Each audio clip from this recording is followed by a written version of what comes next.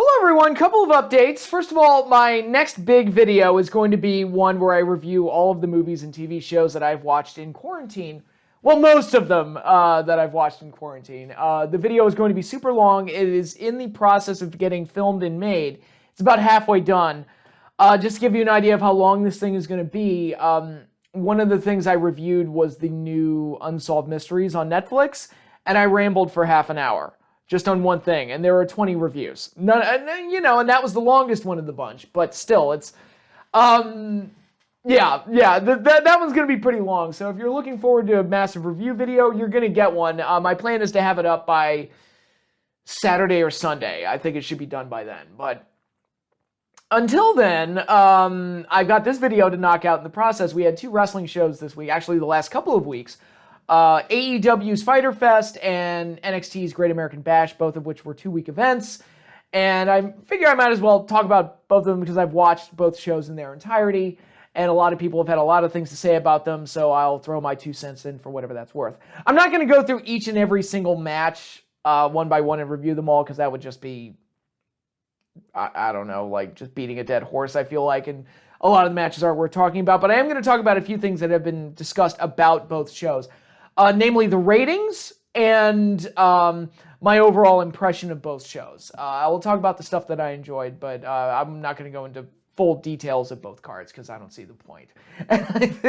But anyway, so first of all, the ratings. The ratings situation for both shows, if I'm not mistaken, has been NXT had the higher viewership slightly. But NXT NXT had the higher viewership overall, but AEW controlled the key demo. So they got ranked higher in the ratings, and that started like a whole shitstorm on Twitter with people yelling back and forth about ratings and how they work and how they don't work and blah, blah, blah, blah, blah, or whatever. And Tony Khan got involved, and it's like, I feel like my brain's going to fall out. My personal take, I don't really give a shit what the ratings are, mainly because in the middle of a pandemic and a lockdown where wrestling shows aren't allowed to have a crowd, we're not getting the full wrestling experience anyway, so I don't think any show that we get is representative of the full potential of professional wrestling. That's just how I feel. It's just, this is not an ideal situation, and the ratings, to me, have reflected, and you've seen it with Raw and SmackDown as well, where the ratings keep getting smaller and smaller and smaller, and the audience keeps going down. And people are speculating, why is that? And I'm like, guys, we're in the middle of a pandemic where people can't attend wrestling shows. The shows don't work without a crowd. Like, that's a big reason for why the ratings are what they are. AEW's audience has shrunken. NXT's has pretty much like stayed the same, I think. But it's a bad situation for anybody that's trying to put on new and original content in the middle of all this, if you're a professional wrestling company. Sports are a little bit different. Sports, it's not ideal to have without a crowd, but I feel like the competitive aspect of it at least makes it a little bit more palatable. I haven't watched any of the UFC cards that they put on, but at the same time, I'm like, I could see that at least kind of working because at least you're still getting the whole aspect of 2 people beating the shit out of each other for real, trying to win a fight. So that kind of makes sense. With wrestling, it's a performance art, and it feeds off the energy of an audience. It's made to be performed in front of an audience. So when you have months and months and months and months and months of wrestling shows not performed in front of a real audience, I mean, we have an audience, but it's all people that work for the company, so it's like, all right. It's like, how legitimate are these reactions? It sucks a lot of the energy out, and it's not as good. I'm sorry. So I'm not going to like tout any kind of ratings victory as any kind of a victory because the ratings are below where they should be anyway, regardless, all across the board. It's because of COVID-19. That's the main reason. And that's just how I feel about the situation. Now, am I going to sit here and shit all over AEW and NXT for the shows that they put on? No. I think they're doing the absolute best that they can with what they're given. Whatever criticisms I have, for the most part, aren't their fault. It's just, it is what it is. Wrestling doesn't work without an audience. It just doesn't. And they're doing the best that they can without an audience, but it's still rough, and I just would much rather just go back to having wrestling with a full audience again. But we're not going to get that for a while. It's just we just got to weather the storm and just hope that we get back to normalcy within the next couple of months. But, especially watching through all the old WCW Nitros again, it's like, oh God, this is why AEW and NXT are so hard to watch now, because it's like you get a legitimate crowd reaction out of the WCW events that you don't get out of Raw, SmackDown, Impact, Dynamite, or NXT. It's just, you just kind of shrug your shoulders and you just go, it is what it is. So to me, like debating about who won the ratings war or whatever, it's not even worth talking about to me, because it's like, look, this is not an ideal situation for anybody. We got to get past this and get back to having regular wrestling shows again.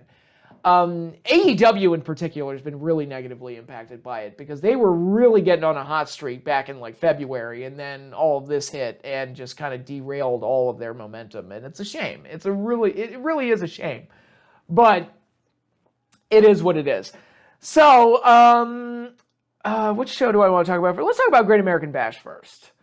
Two-night event. There were some matches that I enjoyed about as much as I could. I thought Adam Cole and Keith Lee for both titles was it felt like a big match, just for the fact that it had two titles on the line. And I agreed with Keith Lee going over. That was cool to see.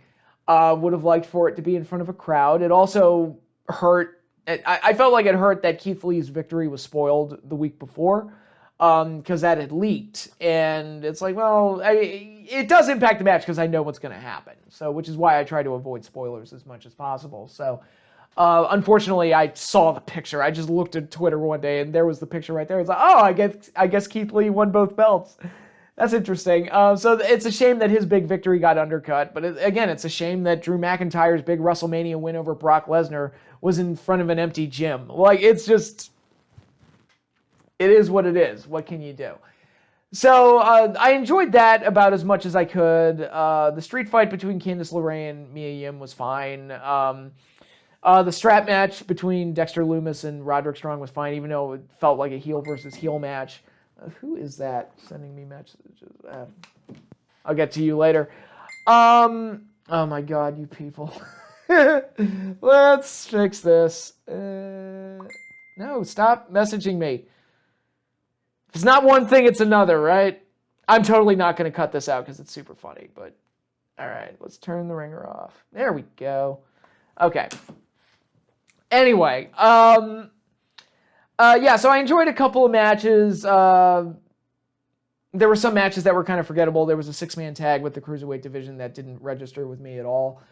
But the bigger matches that they wanted to promote, Sasha Banks versus Io Shirai, I thought was fine for what it was. So that stuff was good. But again, it's just like, man, it would be nice if these shows were in front of a crowd. And that's basically my major assessment. It's like, yeah, there's some good stuff here. I just wish it was in front of a crowd. And then that leads me on to Fyter Fest, which again had some matches that I probably would have enjoyed if there was a crowd there. I feel like Cody and Hager got impacted by not having a crowd. Like, I don't know, Cody's like more old school type of style, works much better in front of a crowd. Because he's not super flashy all the time with his spots, but he does a lot of theatrics that really rely on crowd reaction to help it. So I think that match was hurt by that.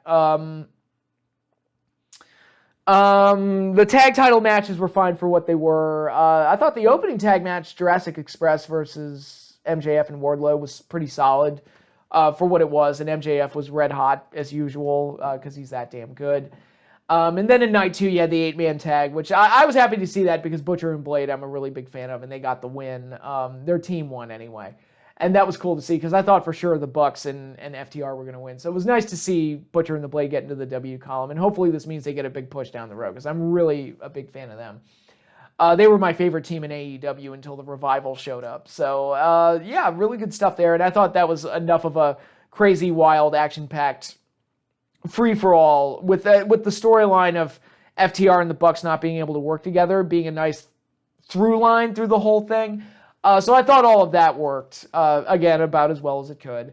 Orange Cassidy versus Jericho worked better than I thought it would because Orange Cassidy, again, is a guy that relies very heavily on crowd reaction to get his stuff to work. I mean, you don't have a crowd, the bit doesn't work as well. But you watch the match, and it actually went pretty well, and they got me a couple of times. Like, when in the middle of the match when Orange started doing his super kick spot with, like, his weak little super kicks, and then he just hit Jericho with a real super kick. That was a nice little surprise in playing with expectations a little bit. So I like that type of stuff, and I thought that was probably the match I enjoyed the most from both nights at Fyter Fest. And again, there was a great effort and some really good stuff both nights, about as good as it could be, all things considered. I kind of like Taz bringing back the FTW World title and giving it to Cage, even though it kind of reminds me of Ted DiBiase giving the $1 million title to Steve Austin. It's like, I don't know how it's going to... I don't know how much it's going to impact Cage in the long run. But for what it was cool. It's nice to reference Taz's history and do something with that. It's nice that he actually owns the trademark on the FTW World Championship, because that was one of the coolest things they did with his character back in the ECW days. And they kind of had a reason to do it, where Cage was supposed to get his title shot on night 2, but that got moved to the next week, which is Fight for the Fallen. And because of Jon Moxley's situation, I probably would have stretched it out even further. Like, every time there's supposed to be a title match, something happens that prevents it from taking place. So Cage just gets pissed off and declares himself the FTW World Champion, and Taz like bestows it upon him after like weeks and weeks and weeks of getting screwed over. So that's probably what I would have done. But still, it was pretty cool that they brought it out. I liked that they brought it out, and it was like, all right, that was kind of neat. But and going back to NXT, probably my favorite part of both shows was the video package that they had for Adam Cole and Keith Lee in night 1 to hype up the main event for night 2. I thought that was a really good piece of production and came off very well. So, again, there was some good stuff there and some good... Again, they put forth the best effort possible. I'm just sick and tired of watching wrestling without a crowd. And I'm beyond done with it at this point. So... but again, there's no telling when we're going to go back to having crowds with wrestling, so we just kind of wait this out and make the most of it. Neither situation's ideal for me. It's just kind of like, I'm just getting weary of it at this point. It's like, can we please have an audience, please? You know? Maybe they can do something where, I don't know, crowds like could Skype in or Zoom into a wrestling show and we get live reactions or something playing while the matches are in place. I don't know. I'm just throwing ideas out there. It's just anything to get back to some level of normalcy with this art form that's dying a death in the middle of coronavirus, because it's so hard to watch. I'm sorry. It lacks energy and atmosphere and the things that you need from this art form. And true, the same would be true with like real sports, like real competitive athletic competitions to a degree, but at least there's still that athletic competition aspect to it. When it's a performance art like pro wrestling, you really need that crowd participation to really sell it and make it work and really have everything come to life on screen. And we're just not getting that right now. And it's an AEW, NXT, and WWE and Impact. They're trying their damnedest to try and make it work, but it's just so hard to sit through an entire episode. It really is. It really is. And that's just kind of my take on the whole thing. But I would give NXT and I would give Great American Bash and Fyter Fest A for effort, probably C overall, because I wasn't miserable, but at the same time, it's like, this would be better in front of a crowd. It's kind of my attitude towards the whole thing. But A for effort, I mean, they're doing the absolute best that they can. I am not mad at either company. I'm not mad at any of the companies. This is just the shitty hand that the world got dealt, and they're just trying to make the best of a bad situation. But that is my take on the matter. So what do you all think? Post down in the comments down below. Be sure to like, subscribe, hit the little bell icon so you get notified when I post new videos. But that is all I have for you now. Thanks again, everybody, for watching, and I will see you all later.